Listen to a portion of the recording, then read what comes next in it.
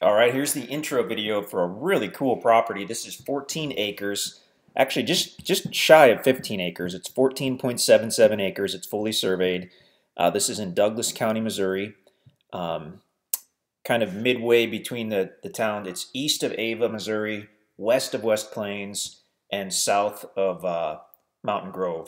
So nice location, very close to rivers and creeks, about 3 miles to the National Forest and the North Fork River.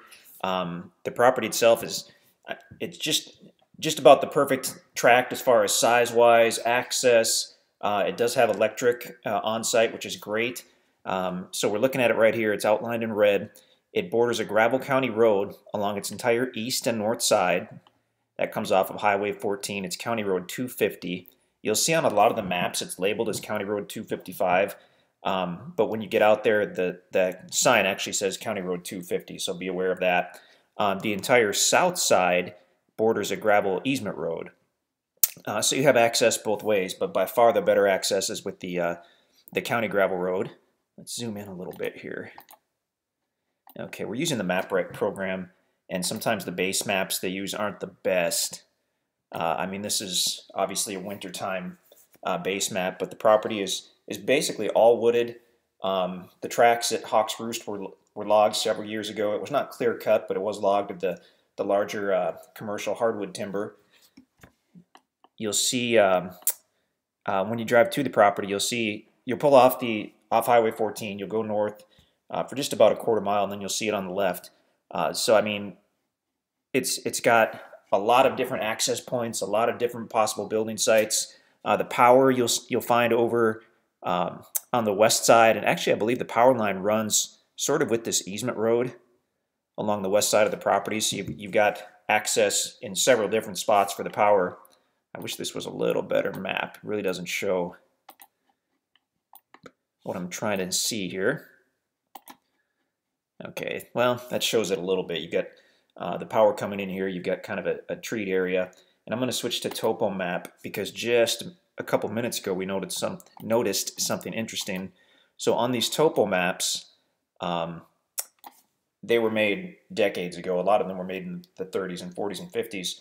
But a black dot indicates a building or a house of some type. So at some point there was some kind of structure on the west side of this property. So it might be cool to go and poke around and see what you can find. Pretty interesting. But as long as we're on the topo map, this actually shows it pretty well. So topo maps can definitely be confusing, especially if you've never used them. But it's just showing basically the lay of the land. And the way a topo map works is the elevation change between two lines is on this map, on most maps, it's 20 feet. So when the lines are close, like right over here on this property to the south, that's indicating a steep hill. When the lines are further apart, that's indicating much flatter or completely flat.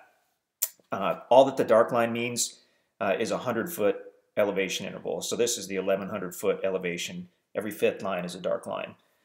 So as we look at this particular property, it's actually the highest on the northeast corner, right up here.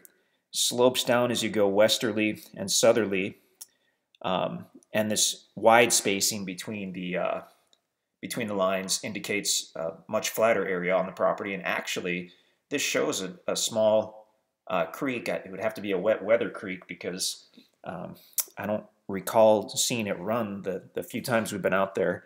And then obviously you've got some nice varying terrain. If you check out the ground videos, I believe there's at least one point where we walk into the property. I think on the ground video we walk in somewhere up here where it's a little steeper, but as we go down it starts to flatten out, so we probably walk this way.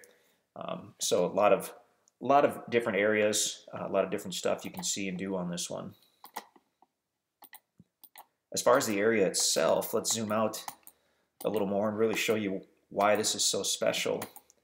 So Douglas County, Missouri, well known for having the Mark Twain National Forest as well as the North Fork River. You can see the National Forest, is highlighted in green here. And if we go to the MapRight app and put on the water features,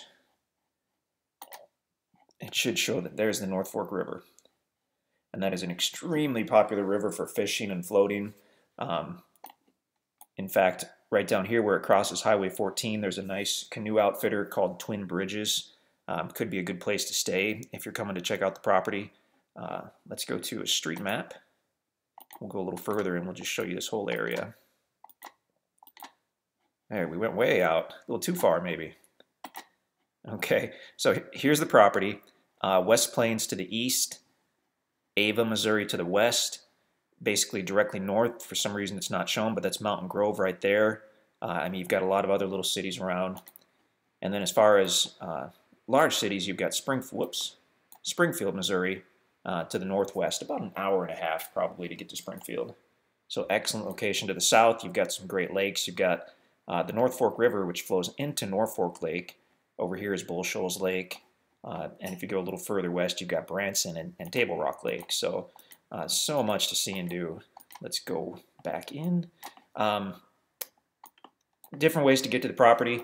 If you're coming from the Springfield area, so let's turn off this water feature.